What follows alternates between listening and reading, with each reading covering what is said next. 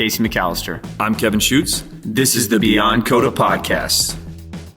Episode 1. Episode 1. So, I feel like we've talked numerous times. Like, man, it'd be cool to do a podcast. Yep. But, whenever you're busy coaching and running a gym. When you're trying to do stuff, it's like, yeah, that's a great idea. Then you just never have time to do it until there's this crazy coronavirus going around. And you're like, well, let's get all this other stuff done and then let's do it. So, I guess start off, like, one of the cool things about, one of the benefits of all this craziness that's going on is we're finding ways and we're finding time to actually provide more value to the members. So that's exactly kind of like why we wanted to do this, is to somehow interact with our members even more so, even though we're kind of like at a distance, but we can interact with them and answer questions and stuff. So awesome idea on your part. Why, thank you. But on the quarantine stuff, so talk a little bit about like what is Coda Iron View in particular doing? In Colorado, we were forced to shut our doors, and we're happy to try to stop the spread of this and make it not too crazy. It's very painstaking that we don't get to interact with our members every single day and and help them. But it's really helped us think outside the box on like what can we do to help bring value to members. And so the first thing we came up with, all of our 6 Coda locations, we're doing at-home workouts. 7 a.m. 10 a.m. and 2 p.m. Mountain Standard Time. The only time that matters, really. The only time that matters. Adjust accordingly for other time zones.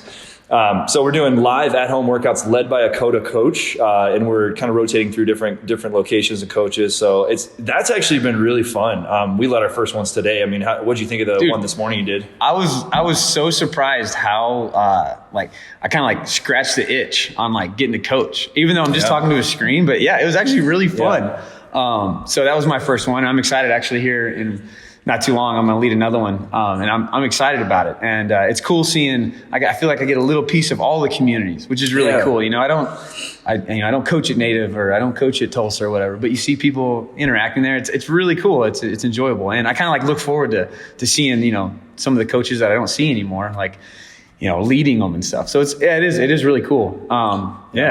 It surprised me too. Like I had a blast with it, and my wife Liz did it with me, and we just did it in the garage and set it up and tried to make it so that like, hey, if you don't have equipment at your house, here's what to do. And it was actually really fun, and it was fun to see all the comments and stuff on the Facebook live feed. We also had it on YouTube, but on the going live on Facebook, you can interact with people in the comments. And I think later today it'll be fun to have you lead the workout, and I'll just interact with people and not actually have to do the workout. Yeah, I'm already excited to like we kind of have each gym has their own day, but. Like I'm ready to hop on if somebody can't do it or they don't want to, whatever. It was fun, and why we want to run a gym is because we want to coach and interact with people. So right now that's kind of like we're getting our fix on that. So that was the first option. So what's our second option that we're so we're trying to go pretty outside the box here at Coda Iron. No pun intended. That is such a good point. I'm not clever enough to come up with that intentionally. So we're really fortunate. We have quite a bit of equipment here.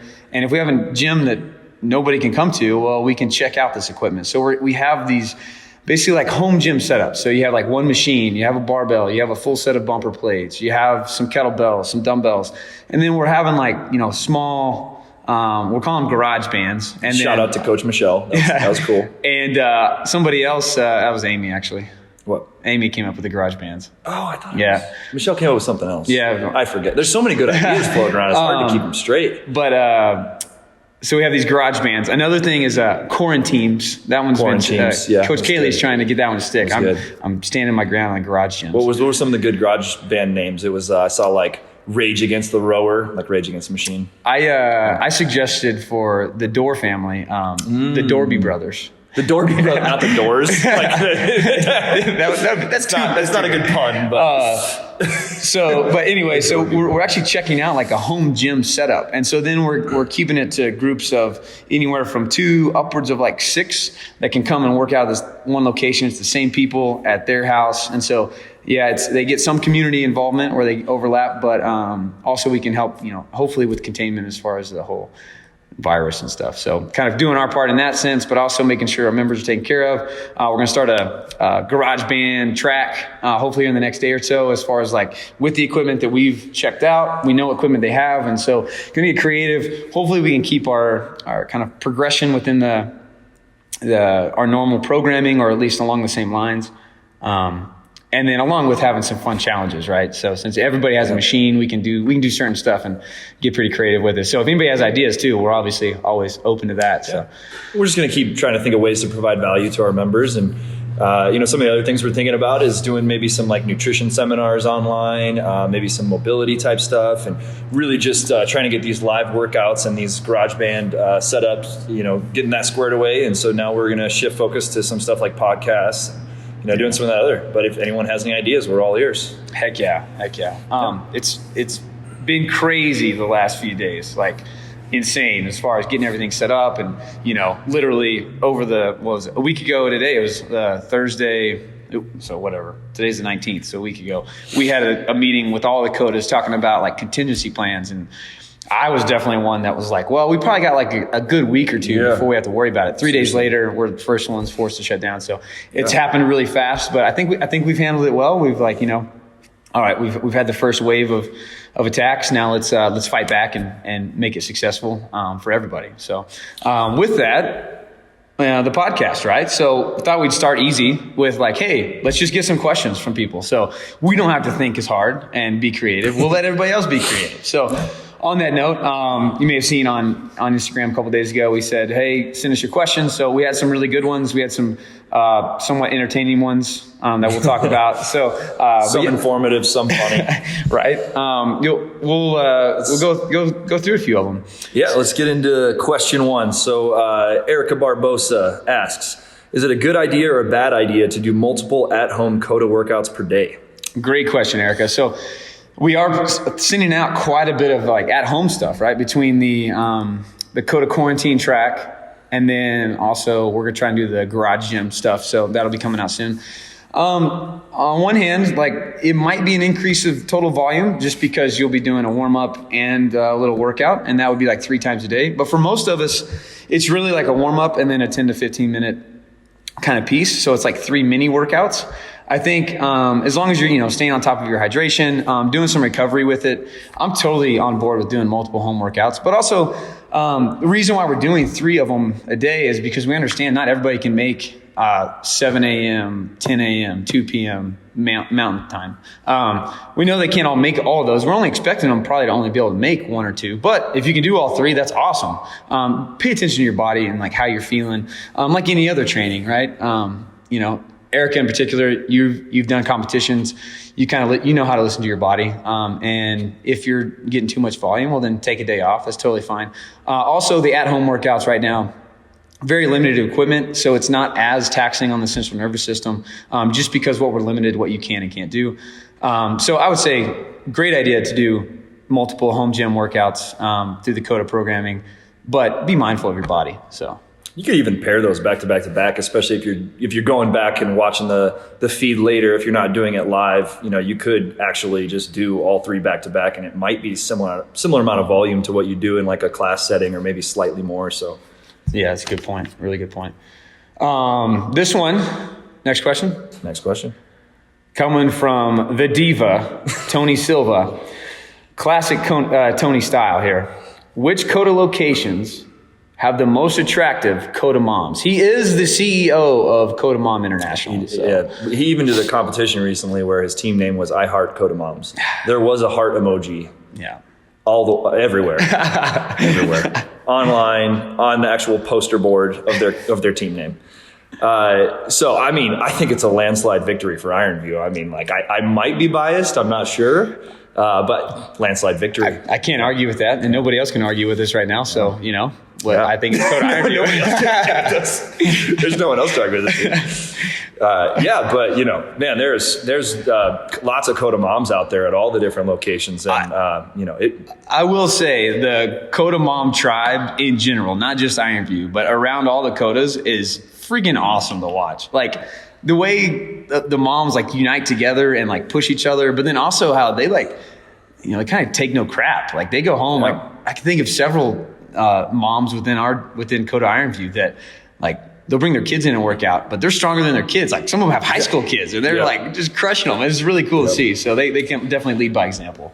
It's like a little shout out to Tommy Sullivan always says there's something about child labor that just makes ladies tougher. So every mom is just some little thing there, So all right, next question from Zach Landgren. Coda Sanctionals team ?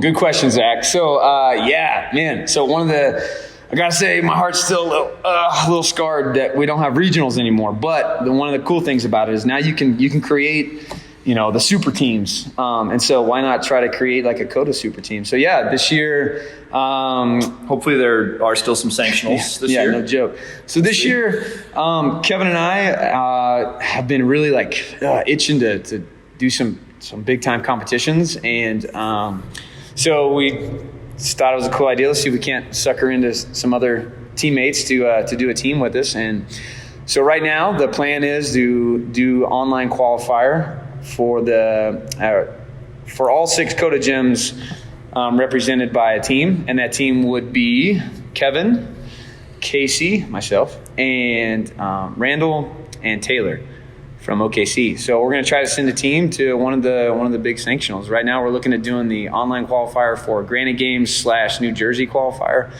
That's been postponed. Just the qualifier has already been postponed. So I don't know if they'll even have the sanctional or not, but we'll see. It might get crazy at the end of the sanctional season here where there's going to be 4 sanctionals each weekend, and we'll see what happens with that. But people are going to have to pick and choose which ones they go to because they're all getting rescheduled. And it's pretty crazy. But good question, Zach. And I will say, it's kind of funny because I'll hear every now and then somebody will text me hey, I hear you guys are trying to do a team, and everybody's pumped up about it. So it's really cool to see, and hopefully we can go. And I'm hoping Randall carries all of us. That's what I'm putting on my shoulders for sure. Hoping the girls carry us. Next question. So differences between hypertrophy and strength and muscle endurance training. So this one's from Bruce Fisher. Good question, Bruce. So they're all related a little bit. I would say that hypertrophy and strength are pretty cut and dry of when people talk about that, what they mean. Muscle endurance, some people use that term different ways. Some people use muscle endurance work to mean hypertrophy work. Some people use muscle endurance to mean gymnastics density, how many handstand push-ups can I get in 5 minutes? How quick can I recover between sets? I use muscle endurance as one big set, meaning a little bit more like hypertrophy work. But I would say that when we talk about those hypertrophy versus strength versus muscle endurance, it's really dependent on your goals. So if someone is looking to, look really good naked, but doesn't really care about lifting a lot of weight or performance, or, even I would say general health, then hypertrophy is the only thing they need to do. So hypertrophy would be when we really tax the muscle at a small muscular level. You could take bicep curls would be a great example of hypertrophy. Whereas strength, overall strength, I view that more as more central nervous system, like a back squat, how well can my nervous system fire to do a heavy 1-rep back squat. So there's advantages and disadvantages to each. The hypertrophy work is really good at building, just pure muscle tissue, but maybe not strength. So what that would look like would be 3 sets of 10 or sets of 15 where we're really burning out the muscle. Whereas strength work is going to be, typically lower rep scheme, like sets of 1, 2, 3, 4, 5 type of stuff. There is definitely some overlap there though. So I would say that depending on your goals is what you should lean more towards. They are definitely related. So kind of going back to, our history of training, I did a bunch of hypertrophy work in my younger Globo Gym, Gold's Gym type days. And I think it set me up really well to eventually get strong, where I had more muscle tissue that I could eventually turn into strength. Where, from my perspective, from all the Casey and I's conversations, you kind of, did the opposite, and now it's helping him to go back and do more hypertrophy work. So what do you have? What would you say about that? Yeah, I agree. Obviously with everything you're saying, the big thing for me is kind of train to attack your weaknesses. So or attack what you're wanting to accomplish. So if in the sport of CrossFit, my big thing is like absolute strength. Like I just need to get stronger. Okay, specifically in the speed strength movements like clean and jerk and snatch. So I know I need to put some more muscle on, so I might go through a hypertrophy phase, and then I need to get stronger with the new muscles. So then I would go, through a strength phase.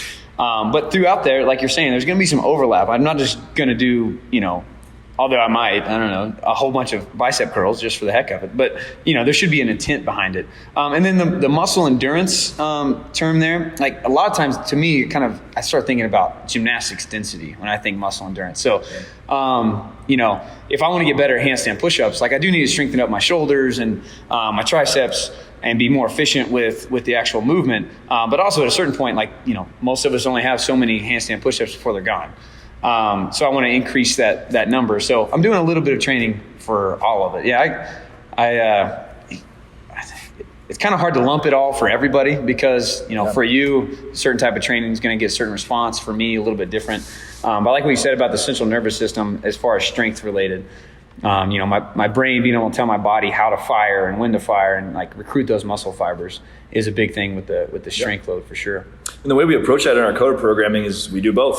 It's hypertrophy is going to be really good at building some muscle tissue, and then that'll help your metabolism if we have more lean, muscle tissue. If you take, some of our athletes that are more muscle tissue, like Tyler at Coda Iron View, he can eat a lot more food, a lot more calories, a lot more carbs because it replenishes his muscle. So good there, to be able to build that muscle tissue. And then strength also is gonna help with a lot of different things. So you're getting a really good hormonal response when you do some heavy lifting. So it's all related, and we try to touch on all of it in our regular programming, and we still will continue to do that in our like Coda quarantine workouts and in our garage gym workouts and stuff like that. But you can always try to prioritize what your weakness is, and obviously ask us questions if you're not sure what your weakness is. Yeah, good point. And Tyler's beautiful too, so that helps. That helps.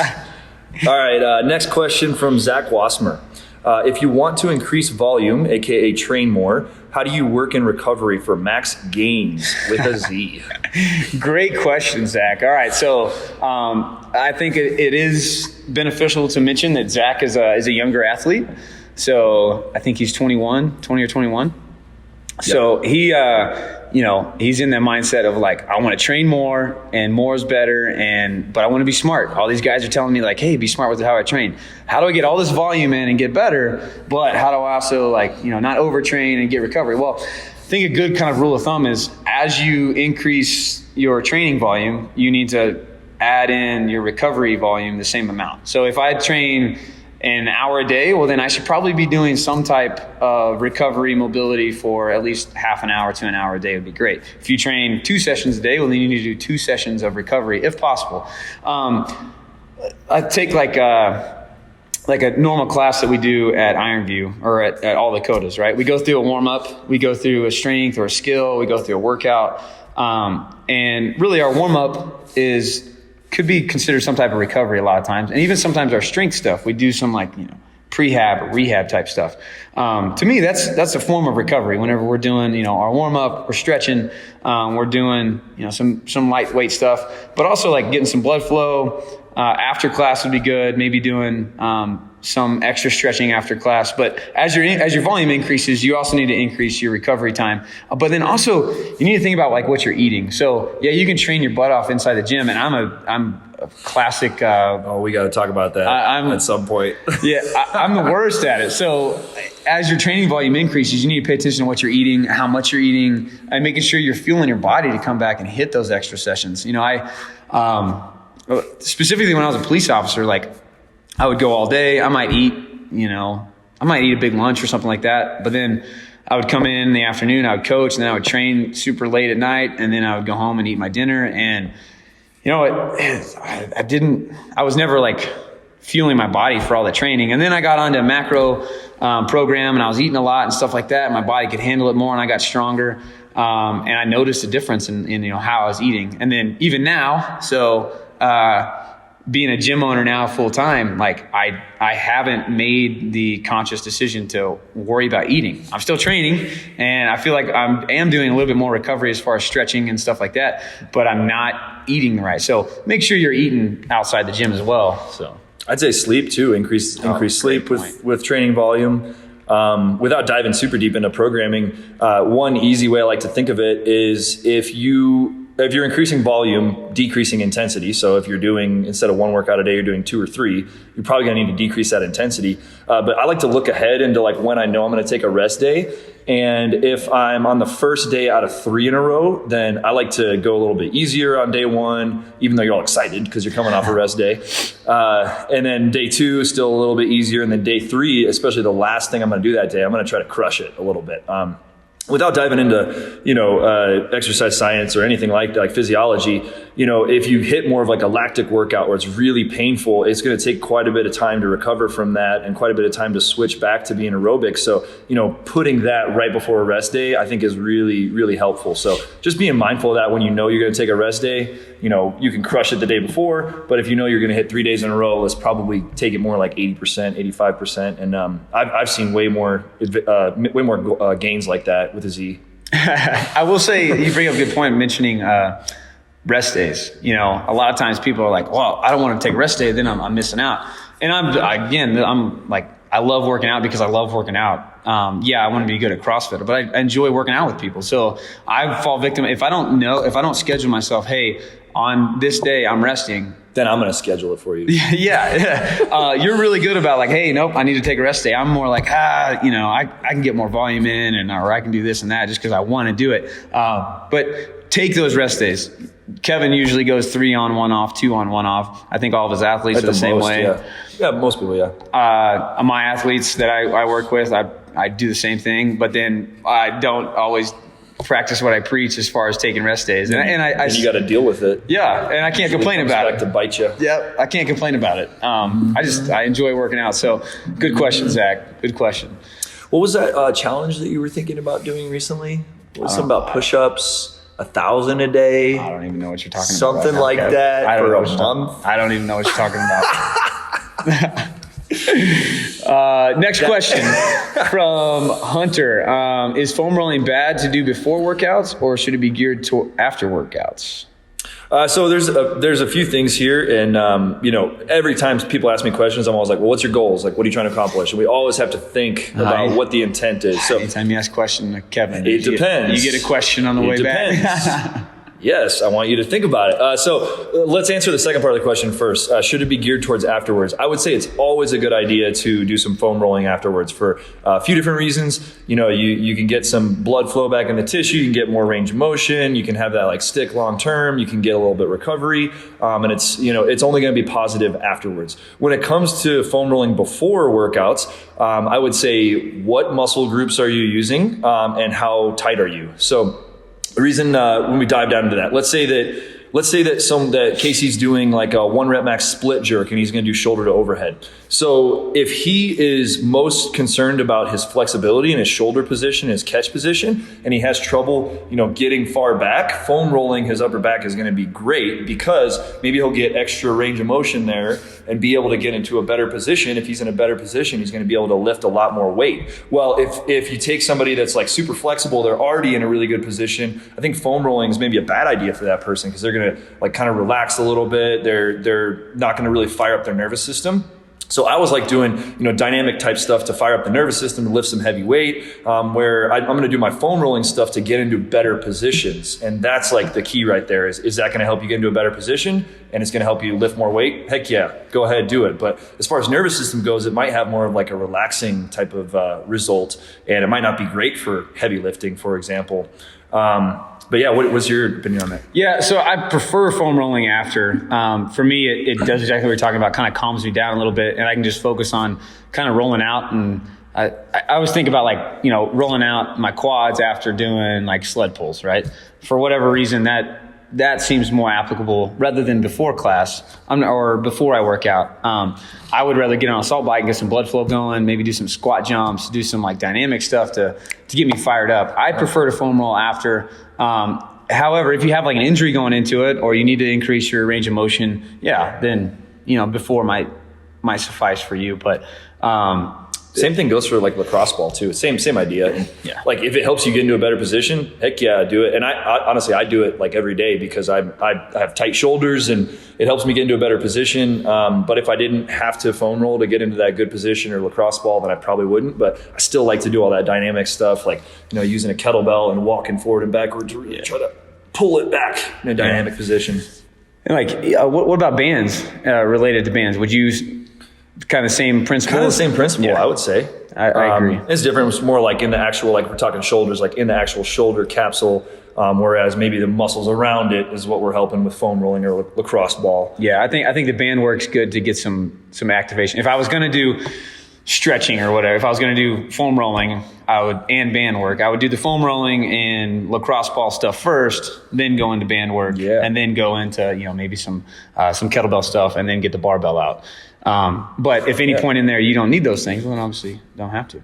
Yeah. So. And what I always say, and we'll talk a little bit more about this like on some of these later questions, is just test it out. Same thing with like your rest days, what we were talking about. Test it out, how you look, feel, perform, how you respond to it. And I'm always trying to get people to think logically about that instead of me just giving them the sweeping statement. I'm like, hey, here's the solution for everyone. If anyone tells you that there's a solution for everyone, they probably aren't correct. All right, next question. Another one from Erica Barbosa. What should you do to maintain strength with limited dumbbells, barbells, or weights? Like for example, like if there was like some like worldwide pandemic and you couldn't get to your like CrossFit gym, and you only had like one dumbbell and like a barbell with a little bit of weights, but not too many. Like, what do you think that you would do? In hypothetical. Yeah, probably never going to happen. But if it was, man, I like this question because I can kind of address two things. So one, to answer the question straight up, make sure you can go into tempo work. I really like tempo work. And how do we do tempo work? Well, making sure you have exactly 100% perfect form whenever you do your strength work. So assume you have a barbell, right? But you have limited weights on that barbell. Well, if I'm going to do bent over rows, well, then I'm going to add extra tempo. So I have more time under tension.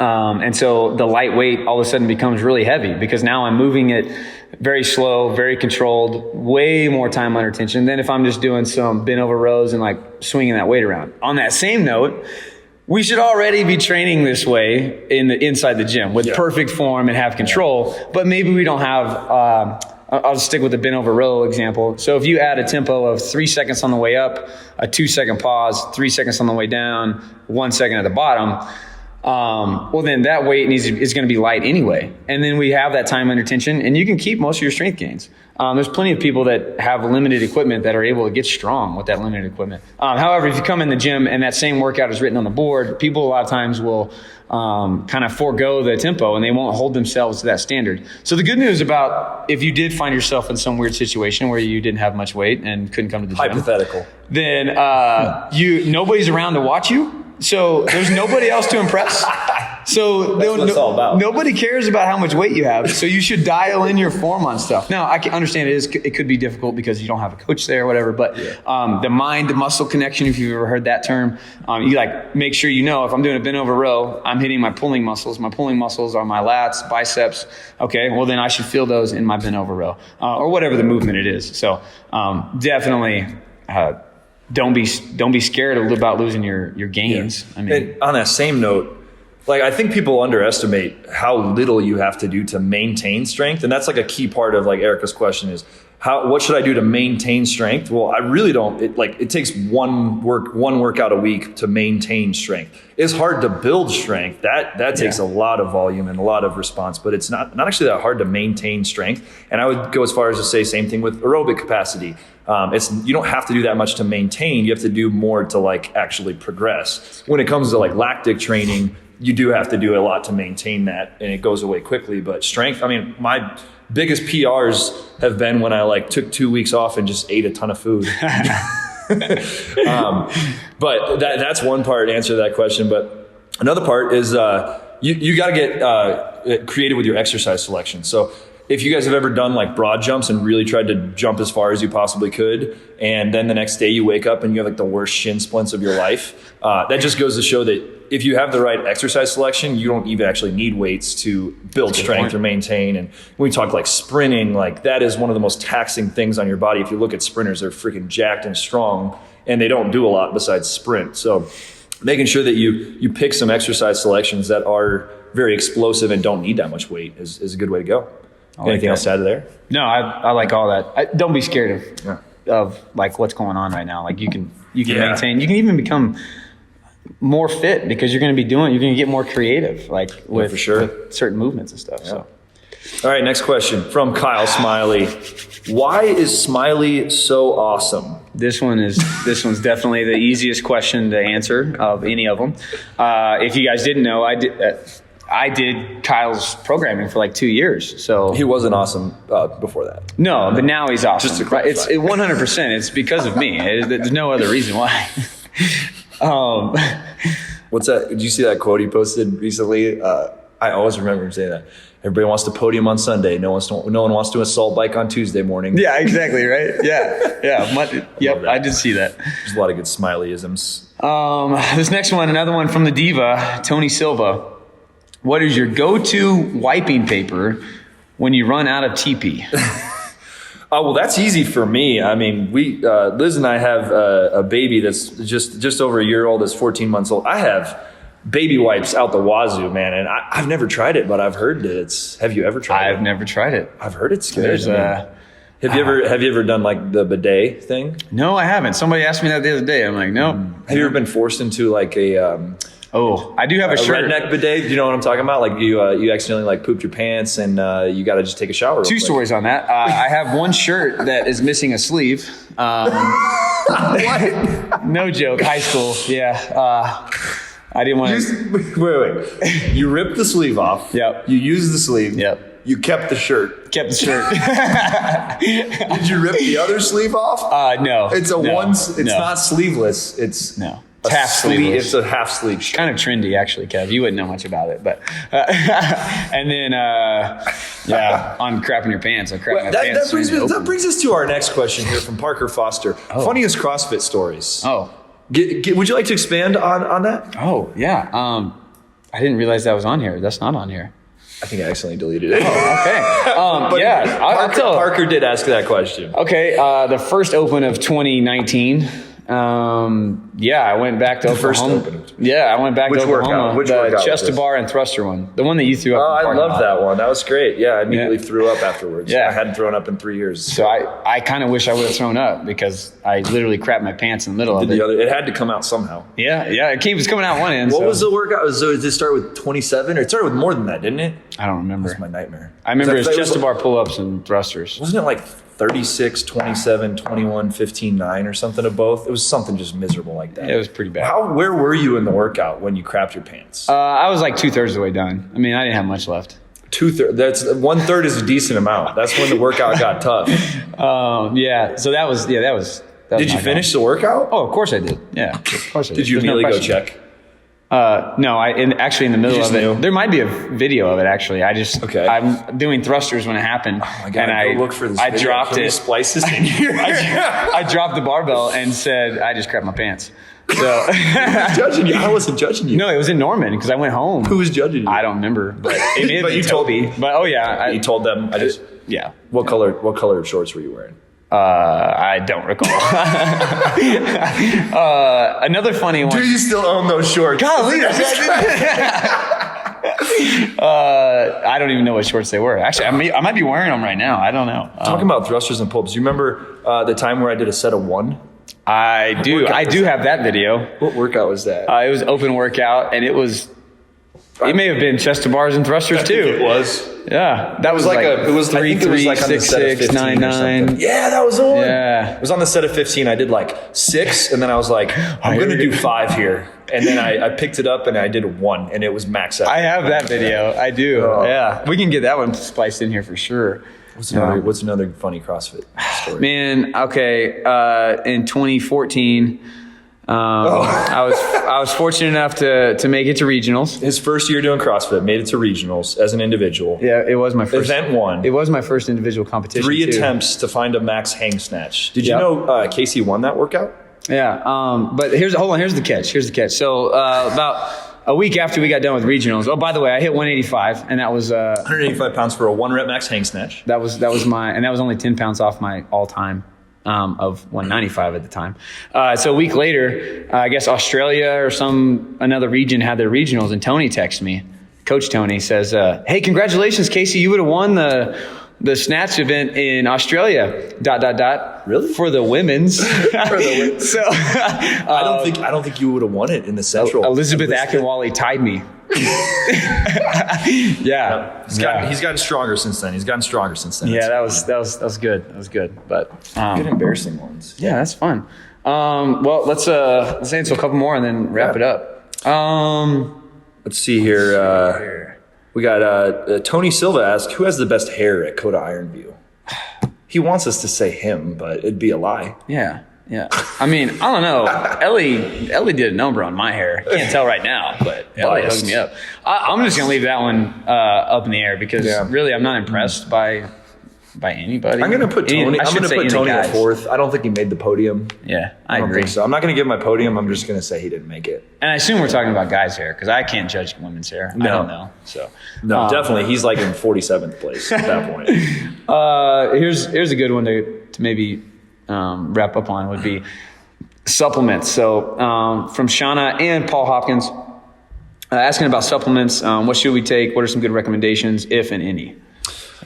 We could dive really far into this, but I'll try to keep it pretty simple. I would say supplements are good for a few different situations. If you're really going for max performance and you're looking for the extra 2 to 3%, gains, then maybe supplements are going to be helpful, but you have to have the first 97% locked down. And that comes to, obviously workouts, but sleep, nutrition, without supplements, nutrition. So if we're talking performance, then maybe some sort of supplements, like creatine, beta alanine right before a workout, caffeine, but we're literally talking like the last 3% of improvement right there. And when I name off those, I would say protein, like a good protein supplement would be good for max performance right after a workout. And mostly if you're not going to get a meal in, quickly afterwards. And that's going for if somebody that has pure performance goals. If we're talking somebody that is looking more for body composition health, I would say the opposite. I would say that, anytime that we can sit down and chew food and actually like eat it, they're not only going to get, probably more vitamins and minerals out of that real protein source, whether it's meat or eggs or, different sources. But also, just the act of being able to sit down and chew, that maybe they're going to feel more full. Maybe they're, not going to be drinking all their calories if they have body composition or health goals. And then outside of that, I'm super open-minded. I've dove really far down into the rabbit hole when it comes to vegetarian, vegan, and happy to geek out on any of that type of stuff. But if someone is, more going plant-based, I would say that it is going to be tough to get enough protein, especially if we're trying to gain muscle or going for max performance. So maybe adding in some supplements, getting some extra protein for someone that's plant-based. Depends on if they're, having eggs, depends on if they're gonna have fish or types of shellfish or anything like that. They can get a lot of their nutrients from eggs or from shellfish if they're willing to do that if they're plant-based. But we're talking B vitamins, iodine, iron, a lot of different micronutrients that are tougher to get from plant-based. It's not impossible, but tougher. So I would say those two boats, whether we're going for max performance or if we are more of a plant-based lifestyle, we're going to maybe need to add some supplements in there. And, not enough time to geek out too far on that now, but I'd like to geek out a little bit more nutrition stuff over the coming weeks here when we have time. For sure. Like you always say, it's kind of like, well, it depends. Like what's your goals? What are you trying to get out of it? For sure. I will say one cool quote that I remember from Power Athlete certification that we took many years ago. They said supplements are kind of like if you're trying to get better gas mileage in your car. If you want to have better gas mileage in your car, like you want to make sure the tires are good. You want to make sure the oil's good. You want to make sure, your spark plugs work. Yeah. However, if you wax and polish your car, it would have a little bit less wind resistance, so therefore you would get slightly more gas mileage. But if you don't have oil in your car, you're not going to have anything to worry about. Flat tire, you're screwed. Exactly. You can wax and polish your car all you want. If you got a flat tire, it's not going to go well. Exactly. Yeah. So did you hear that, Katie Fisher? Casey brought up the auto. he brought up the car example. It wasn't even me. I didn't even remember that example. It was Casey. All right. Last question here, and then happy to answer any more if you guys have any more the following week. We're going to try to do some other themed episodes and have some fun with it. Last question from Paul Hopkins. What are the mental benefits of CrossFit? I think Casey's a good one to answer this question. So like I said earlier, part of my biggest, downfall is that I love working out so much and I love the community and being around people. So for me to want to take a rest day, I have to see the benefits of it as far as from a performance base. So that's why a lot of times I'm I like the social aspect and enjoy it. So that's why I don't take rest days. Not because I don't understand the benefit, it's just because I like working out. Well, if you're not going for performance based, if you take that aspect out of it, and I'm talking about how much I love being around people and I guess we have some introverts that would not like to be around people, but they enjoy the workout and being at least involved with the community and whatnot. There's obvious benefits because we love it. Right now that stuff has been removed and the fact that I'm jazzed up to go coach an online platform workout where people are just watching me shows that there's so much benefit just from the social aspect that CrossFit brings. But also the sense of accomplishment is huge. The sense of building mental fortitude to be able to do things that you didn't think you could do kind of plays into that confidence as well. But there's plenty of studies that show that exercise is huge benefit to antidepressant, self-esteem, even just getting your body in a more equilibrium as far as your chemicals in your brain and hormonal response and stuff like that. So obviously there's that nerdy scientific side of it, but man, there's the between the community and then the sense of doing something that you didn't think you could do, and then having that group around you of helping you get there. The mental benefits are everything. And then, kind of a little bit out of context of what I do now, but whenever I was a police officer, part of the reason why I train so hard is because literally my life could depend on it. But you look at now with this coronavirus thing, if you're somebody that takes care of yourself and you work out and you eat healthy and you do all these things, you really are more resilient in that type of regard as well. So for sure. There's plenty of obviously mental and physical benefits. Yeah, I was gonna ask you about if that helped being a police officer, SWAT team. I'd say, man, I'm small, so that's when I would show up to a call, super unassuming, but I kind of like that, I try to run from you. In the back of my mind, I'm not going to get lucky enough for you to run from me, or So that was literally a quote that you said to me multiple times. You're like, man, I was just hoping this guy was going to run, that I could tackle him. I don't know, man. I know how hard I work, and used to work when I was a police officer to stay in shape, and that was for me and for my family, so I could go home, but also for the public. They depend on me to be in shape, and don't even get me started on being so frustrated with people that officers in particular that don't take care of themselves. We can talk about a whole podcast on that. Wow, yeah. We won't dive into that right now. No. I'll give just a really quick, personal. I've seen so many benefits from CrossFit, and before I started CrossFit, I was let's see, I was about 40 pounds heavier than I am now, and very soft, very soft. And it just gave me so much confidence to be able to accomplish anything, just knowing if you put in the work that you will be able to accomplish it. It sounds so corny, but I literally never really worked that hard at anything in my life until I started CrossFit and realized that if you actually work really, really hard, that you can get to where you want to be. And that just gave me confidence other aspects. And I was so scared to public speaking was one of my biggest fears. I didn't know that. Yeah, in high school, I would shake, and I would forget to breathe when I was giving a speech. And my job right out of college, I had to give large presentations, and the only way that I was actually able to do that was because I started coaching CrossFit and started actually getting confidence. So I saw huge benefits for it. That's awesome, man. I did not know that. Yeah, seriously. Anyway, so we're going to wrap it up here. We're about to hit the 2 p.m. Coda quarantine workout. Heck yeah, we are. So hit us with any questions you want to hear about or any ideas. Hopefully there will be an episode 2. I'm really hoping we get at least double-digit views, into the 10s. Oh, man, that would be great. That'd be great. Or listens. I'll take listens or views. Either way. All right. All right, man. Thanks for listening, guys. All right. See you on the next one.